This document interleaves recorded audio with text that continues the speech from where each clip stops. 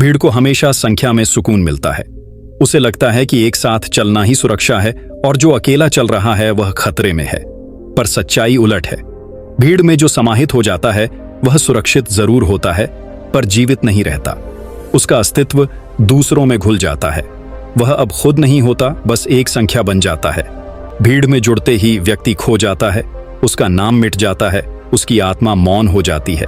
भीड़ को ऐसे लोग नहीं चाहिए जो सोचते हैं, क्योंकि विचार सवाल पैदा करते हैं और सवाल व्यवस्था को असहज करते हैं। भीड़ को साधक नहीं, अनुयायी चाहिए। उसे ऐसे लोग पसंद हैं जो बिना सोचे सिर झुका दें, नियम मान लें और नारा दोहरा दें। जो सिर उठाता है वह भीड़ के लिए खतरा है, क्योंकि उसका उठना बाकी सबके झुकने की याद दिला देता है। इसलिए भीड़ हमेशा उन्हें चुप कर देना चाहती है जो अलग सोचते हैं, जो अंधानुकरण से इनकार करते हैं, जो अपनी नजर से देखना चाहते हैं। भीड़ के भीतर सब कुछ तय होता है। कैसे बोलना है, क्या मानना है, किससे प्रेम करना है, किनसे नफरत करनी है, यह सब पहले से लिखा हुआ नियम है। व्यक्ति अगर कहे कि मैं खुद तय करूंगा तो वह व्यवस्था के लिए अपराधी बन जाता है। भीड़ को स्वतंत्र आत्मा से डर लगता है, क्योंकि स्वतंत्रता अनुशासन नहीं मानती, वह बस सत्य को मानती है, और सत्य हमेशा बहुमत के खिलाफ होता है। समाज चाहता है कि व्यक्ति सामान्य हो, लेकिन उसका सामान्य शब्द खतरनाक है। समाज का सामान्य मतलब मौलिक नहीं, आज्ञाकारी है, सजीव नहीं, कार्यात्मक है। भीड़ को मशीनें चाहिए जो सोचे नहीं, बस आदेश माने। जो सोचने लगे वह भीड़ के ढांचे में फिट नहीं आता। यही कारण है कि हर समय में, हर युग में, हर सभ्यता में भीड़ ने उन लोगों को या तो नष्ट किया है या पूजनीय बनाकर दूर रख दिया है जो सोचने की हिम्मत रखते थे। सुकरात ने सत्य बोला, उसे जहर मिला। मसीह ने प्रेम सिखाया, उसे सूली मिली। बुद्ध ने जागरूकता की बात की, उसे उपेक्षित किया गया। कबीर ने झूठों को आईना दिखाया तो पत्थर मिले। ओशो ने व्यक्तित्व की स्वतंत्रता की बात की तो उन्हें निर्वासन झेलना पड़ा। ये सब फिट नहीं थे और इसी वजह से समय से आगे थे। भीड़ ने उन्हें या तो नष्ट कर दिया या देवता बनाकर इतना ऊंचा रख दिया कि कोई और वैसा न बन सके। भीड़ और व्यक्ति के इस संघर्ष में एक गहरी सच्चाई छिपी है। भीड़ को नाम चाहिए, व्यक्ति को सत्य। भीड़ कहती है अपने को किसी झंडे, धर्म, जाति या विचारधारा से जोड़ो ताकि तुम्हें पहचाना जा सके, नियंत्रित किया जा सके। नाम नियंत्रण का पहला उपकरण है। जब तुम्हारा नाम किसी समूह से जुड़ता है तो तुम उनके नियमों में बंध जाते हो। पर जो व्यक्ति बिन नाम रह जाता है, जो किसी खांचे में नहीं आता, वह व्यवस्था से परे चला जाता है। वह भीड़ के लिए रहस्य बन जाता है, और जो समझ में नहीं आता वह डर पैदा करता है। भीड़ की संरचना भय पर टिकी है। भीड़ को डर है कि अगर कोई व्यक्ति जाग गया, अगर कोई अकेला सच के साथ खड़ा हो गया, तो बाकी की नींव हिल जाएगी।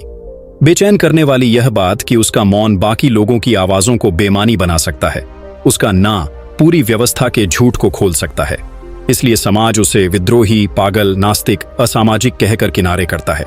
नामकरण का काम हमेशा दंड देने से पहले किया जाता है, क्योंकि नाम दे देना ही पर्याप्त है किसी को अलग करने के लिए। भीड़ को ऐसा व्यक्ति पसंद है जो झूठ को विनम्रता के साथ दोहराए। लेकिन जो व्यक्ति सच बोलता है वह कभी विनम्र नहीं होता। वह मौन होता है, स्थिर होता है। वह किसी को अपमानित नहीं करता, बस सच्चाई दिखाता है, और सच्चाई भीड़ के लिए चुभन बन जाती है। भीड़ को चकाचौंध चाहिए, नारे चाहिए, जय घोष चाहिए। उसे विचार नहीं, मनोरंजन चाहिए। जो आदमी सोचता है वह इस नशे को तोड़ देता है। इसीलिए समाज में बोलने की जगह मिल सकती है, सोचने की नहीं। इस पूरे खेल में व्यक्ति धीरे धीरे खुद पर संदेह करने लगता है। जब पूरा संसार कह रहा होता है तुम गलत हो, तुम अलग हो, तुम में कमी है, तो उसका आत्मविश्वास डगमगाने लगता है। वह सोचता है शायद सच में मैं गलत हूं। यही वह क्षण है जब भीड़ जीत जाती है, जब व्यक्ति अपना विश्वास खो देता है। क्योंकि आत्मविश्वास का अर्थ ही है भीतर की आवाज को सुनना, चाहे सारा संसार उसके खिलाफ क्यों न खड़ा हो। भीड़ को सत्य से तकलीफ नहीं, विविधता से है। झूठ चल सकता है, लेकिन असमानता असहनीय लगती है। सबका एक जैसा होना भीड़ का आदर्श है, जबकि सृजन का नियम है हर चीज अलग हो। अगर हर फूल एक जैसा होता तो बाग का सौंदर्य मिट जाता। अगर हर सूर्योदय एक ही रंग में होता तो सुबहें बेमतलब हो जाती। विविधता ही जीवन की सबसे सुंदर अभिव्यक्ति है। भीड़ समानता में सुरक्षा देखती है, पर व्यक्ति भिन्नता में जीवन देखता है। जो व्यक्ति भीड़ में फिट नहीं होता वही जीवित रहता है। भीड़ में शामिल होना धीरे धीरे मरने जैसा है। यह मृत्यु शरीर की नहीं, आत्मा की होती है। हर बार जब तुम दूसरों जैसा बनने की कोशिश करते हो, तुम अपने भीतर के सत्य को थोड़ा थोड़ा खो देते हो, और जब यह पूरी तरह टूट जाता है तो तुम भीड़ का आदर्श नागरिक बन जाते हो, आज्ञाकारी, विनम्र मगर खोखला। भीड़ की शक्ति उसकी संख्या है, व्यक्ति की शक्ति उसका मौन। भीड़ से बहुमत निकलता है, व्यक्ति से प्रकाश। बहुमत हमेशा सुरक्षित रहता है, लेकिन सृजन बहुमत से नहीं होता, वह अल्पमत से शुरू होता है। हर धर्म, हर आंदोलन, हर सच एक अकेले आदमी के भीतर की ज्वाला से जन्मा है। सत्य कभी समूह में नहीं, हमेशा व्यक्ति में होता है। भीड़ का व्यक्तित्व नहीं होता, वह सिर्फ प्रतिक्रिया देती है। सृजन का जन्म प्रतिक्रिया से नहीं, मौन से होता है। इसलिए जो व्यक्ति इस द्वंद्व को समझ लेता है, वह जान जाता है कि उसका जीवन किसी बाहरी क्रांति के लिए नहीं, भीतर की जागृति के लिए है। भीड़ बाहर है, लेकिन उसकी जड़ें भीतर हैं, और जब तक कोई व्यक्ति अपने भीतर की भीड़ को शांत नहीं करता, तब तक वह बाहर की भीड़ से मुक्त नहीं हो सकता। भीड़ बाहर शोर है, व्यक्ति भीतर मौन है। यह मौन कोई निष्क्रियता नहीं, चेतन उपस्थिति है। इसी मौन में आत्मा खुद से मिलती है। भीड़ इस मिलन को रोकती है, क्योंकि जब आदमी खुद से मिल जाता है तो उसे किसी नेता, किसी धर्म, किसी सिद्धांत की जरूरत नहीं रहती। यही भीड़ का डर है, आत्मनिर्भर इंसान का जन्म। इसलिए जो व्यक्ति भीड़ में फिट नहीं होता, वह समाज के लिए असुविधा है, पर अस्तित्व के लिए वरदान। उसकी उपस्थिति ही बहुत है, क्योंकि वह झूठ को उजागर करती है। उसे कुछ करने की जरूरत नहीं, उसका होना ही भीड़ के लिए आईना है। और कोई भीड़ सच्चा चेहरा देखना नहीं चाहती। भीड़ को सुरक्षित लगने के लिए समानता चाहिए, पर व्यक्ति को जीवित रहने के लिए असमानता। भीड़ को अनुशासन चाहिए, पर व्यक्ति को आत्मा की आजादी। भीड़ को व्यवस्था चाहिए, पर व्यक्ति को प्रवाह। यह द्वंद्व ही मानव इतिहास का मूल है, और यही से सच्चे व्यक्ति की यात्रा शुरू होती है। मौन वह भाषा है जो शब्दों से परे है और फिर भी सब कुछ कह देती है। यह किसी शब्दकोश में नहीं मिलती, क्योंकि यह अनुभव से जन्म लेती है। मौन बोलता नहीं, वह प्रकट होता है, और जो व्यक्ति इसे समझ लेता है, वह जान जाता है कि सच्चा संप्रेषण शब्दों से नहीं, उपस्थिति से होता है। भीड़ मौन से डरती है। उसे शोर चाहिए, हलचल चाहिए, नारे चाहिए, बहसें चाहिए। शोर में उसे अपने झूठ का शरण स्थान मिलता है, क्योंकि शोर में कोई किसी को सुन नहीं पाता, और जहां सुनना खत्म होता है, वहां समझ खत्म हो जाती है। मौन इस समझ को लौटा लाता है। जब तुम मौन होते हो, तब तुम सिर्फ दूसरों को नहीं, खुद को भी सुन सकते हो। यही भयभीत करता है समाज को, क्योंकि मौन व्यक्ति अपने भीतर का शोर पहचान लेता है। भीड़ में रहने वाला व्यक्ति हमेशा बोलता है, वह खुद से बचने के लिए बोलता है। उसके शब्द उसकी ढाल हैं, ताकि कोई उसकी आंतरिक खालीपन को न देख सके। वह नारे लगाता है, बहस करता है, दूसरों को समझाता है, लेकिन खुद से मिलने से डरता है। और मौन वही क्षण है जब आदमी अपने सतह से गिरकर अपनी गहराई में उतरता है। यही कारण है कि समाज हर ऐसे व्यक्ति को असामान्य कह देता है जो ज्यादा बोलता नहीं। मौन कोई निष्क्रिय अवस्था नहीं, यह सबसे जागरूक अवस्था है। मौन में आंखें खुली रहती हैं, कान सजग रहते हैं, मन स्थिर हो जाता है, और उसी स्थिरता में पहली बार सत्य झलकता है। जो व्यक्ति मौन में जीना सीख लेता है, वह जानता है कि हर शब्द अधूरा है, हर भाषा सीमित है। सत्य को शब्द में नहीं बांधा जा सकता, क्योंकि सत्य विचार नहीं, उपस्थिति है। भीड़ इस उपस्थिति से भागती है, क्योंकि उसमें रहना असुरक्षित लगता है।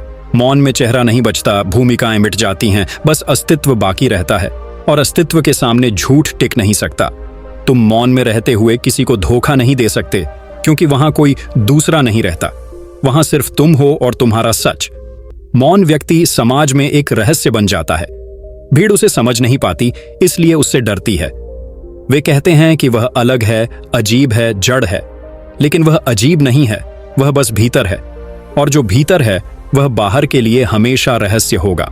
शोर को दिशा दी जा सकती है, रास्ता दिया जा सकता है, इस्तेमाल किया जा सकता है, लेकिन मौन को कोई दिशा नहीं दी जा सकती। मौन की कोई उपयोगिता नहीं है, और इसी कारण वह सबसे वास्तविक है। भीड़ हर चीज को किसी न किसी प्रयोजन के लिए चाहती है। बोलो ताकि प्रचार हो, सोचो ताकि बहस हो, करो ताकि परिणाम मिले।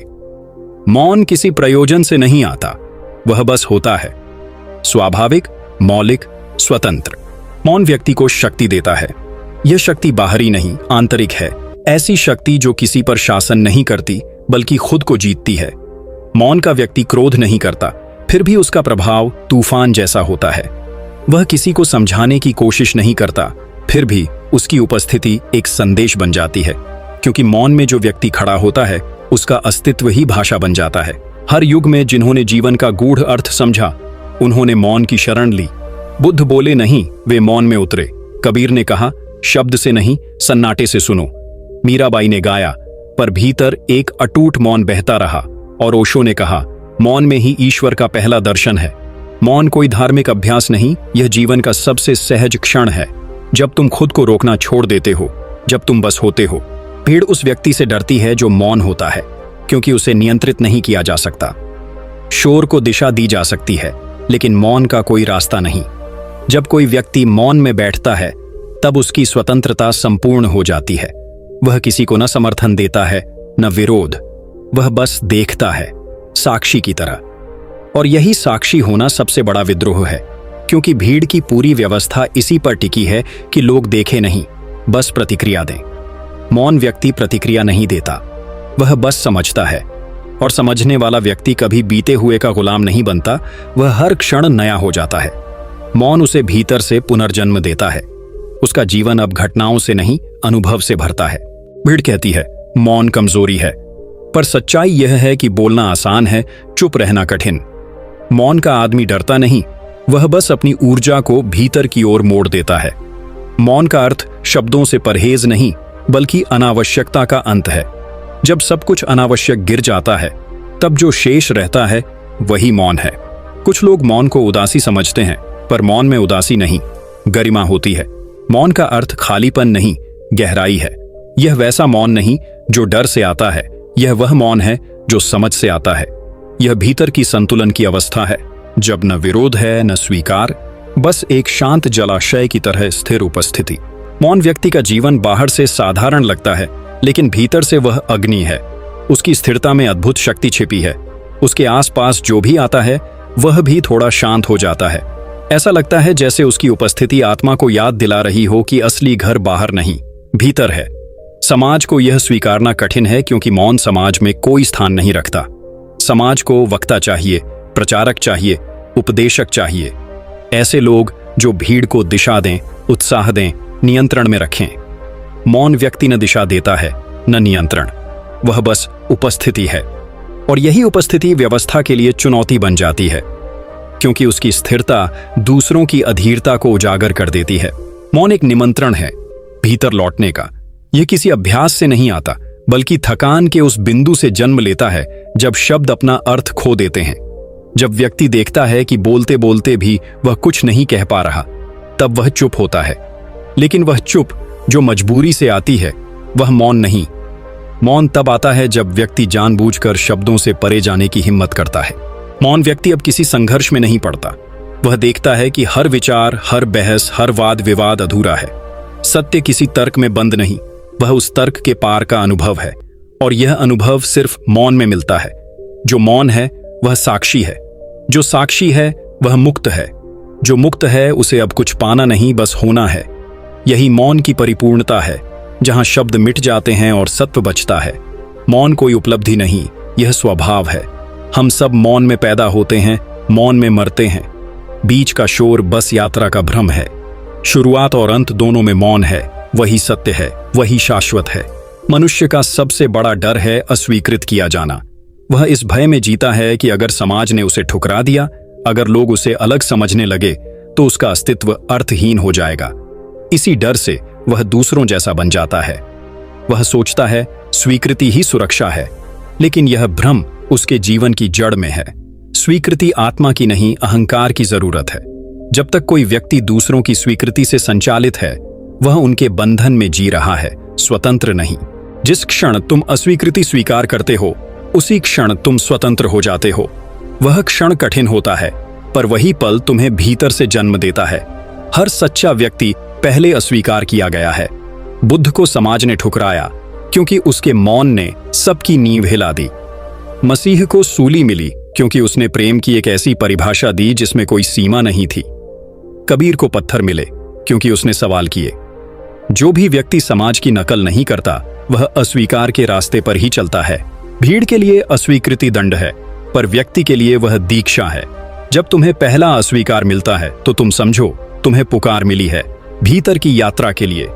भीड़ के आशीर्वाद से इंसान समाज में फिट हो सकता है, पर अस्तित्व में नहीं। अस्तित्व की दीक्षा मौन में मिलती है और उसका पहला दरवाजा अस्वीकृति है। अस्वीकृति की शुरुआत दर्द से होती है। जब तुम भीड़ से बाहर निकलते हो, जब कोई तुम्हारे विचार, तुम्हारी उपस्थिति या तुम्हारे मौन को ठुकरा देता है, तब भीतर घाव बनता है। यह घाव जरूरी है, क्योंकि जब तक चोट नहीं लगती तुम भीतर नहीं झांकते। अस्वीकृति से आत्मा पहली बार सवाल करती है, मैं कौन हूं अगर सबकी स्वीकृति मुझसे चली जाए? यह प्रश्न तुम्हें गहराई में ले जाता है, और जब तुम भीतर उतरते हो तब तुम्हें दिखता है कि जो अस्वीकृत किया गया वह असली तुम नहीं था, वह मुखौटा था। भीड़ हमेशा मुखौटे चाहती है, क्योंकि उनसे नियंत्रण आसान होता है। उसे असली चेहरे डरावने लगते हैं। असली चेहरा मौन होता है, स्थिर होता है। वह न प्रतिक्रिया देता है, न आदेश मानता है। भीड़ कहती है, मुखौटा रखो ताकि सबको भरोसा रहे कि तुम उनके जैसे हो। पर जब कोई मुखौटा उतार देता है तो भीड़ घबरा जाती है। वह कहती है, यह विद्रोह है, असामाजिकता है। और यही क्षण व्यक्ति की स्वतंत्रता का आरंभ है। अस्वीकृति कोई बाहरी घटना नहीं, यह भीतर का परीक्षण है। जब समाज तुम्हें ठुकराता है, वह तुम्हें पूछता है, क्या तुम फिर भी खुद से प्रेम कर सकते हो? क्या तुम्हारा आत्मसम्मान इतना गहरा है कि दुनिया की ताली या तिरस्कार उसे बदल नहीं सकता? यदि तुम उस क्षण शांत रह सको, बिना प्रतिशोध, बिना क्रोध के, बस अपनी सच्चाई के साथ खड़े रहो, तो तुम अस्तित्व के साथ एक हो जाते हो। अस्वीकृति धीरे धीरे मुक्ति में बदल जाती है, क्योंकि यह तुम्हें निर्भरता से मुक्त करती है। जब तुम किसी की स्वीकृति की प्रतीक्षा नहीं करते, तब हर बंधन गिर जाता है। अब तुम किसी पर प्रभाव डालने के लिए नहीं जीते, किसी छवि को बनाए रखने के लिए नहीं बोलते, किसी समूह के अनुरूप होने के लिए नहीं सोचते। अब तुम्हारे हर कदम का स्रोत भीतर है। यही आत्मनिर्भरता, स्वतंत्रता है। भीड़ कहती है कि अस्वीकार होना हार है, पर यह केवल भीड़ की दृष्टि है। सच्चाई यह है कि जो अस्वीकार हुआ वही अंततः स्वीकार किया गया, पर अस्तित्व के स्तर पर।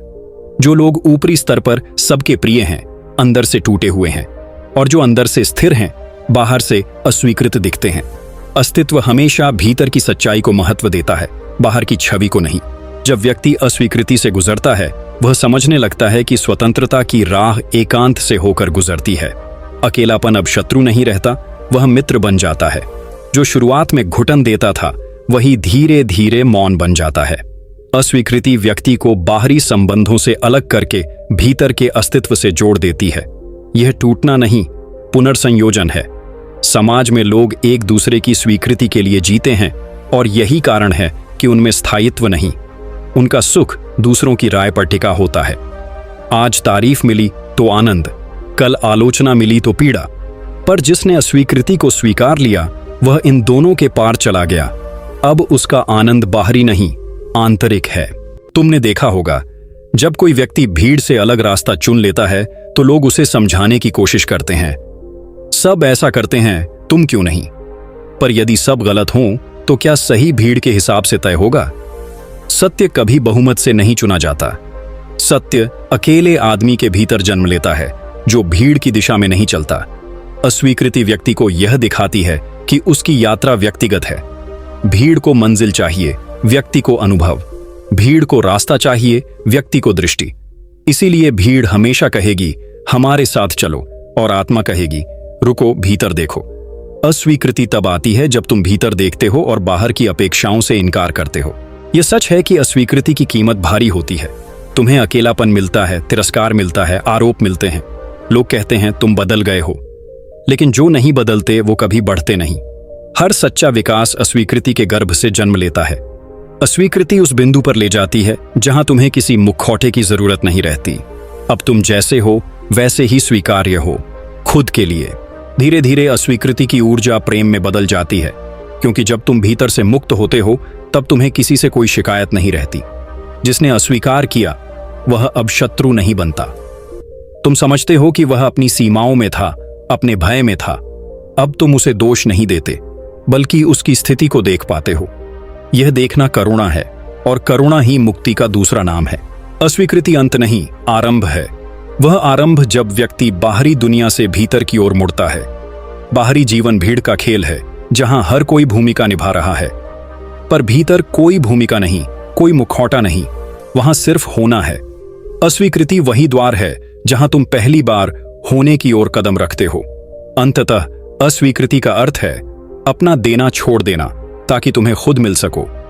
दूसरों की स्वीकृति पाने की भूख छोड़कर जब तुम खुद की साक्षी बन जाते हो तब हर निर्णय सहज हो जाता है। यह मुक्ति है जो बाहरी स्वीकृति नहीं, आत्मिक सत्य से आती है। जो भी व्यक्ति अस्वीकृति को गले लगा लेता है वह भीतर से हल्का हो जाता है। अब कोई भय नहीं, कोई अपेक्षा नहीं, कोई द्वंद्व नहीं।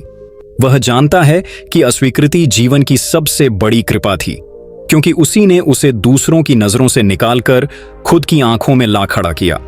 भीड़ कहेगी तुम असफल हो, लेकिन अस्तित्व की दृष्टि में यही असफलता तुम्हारी जीत है, क्योंकि इस असफलता में तुमने वह पा लिया जो भीड़ खो देती है, खुद को।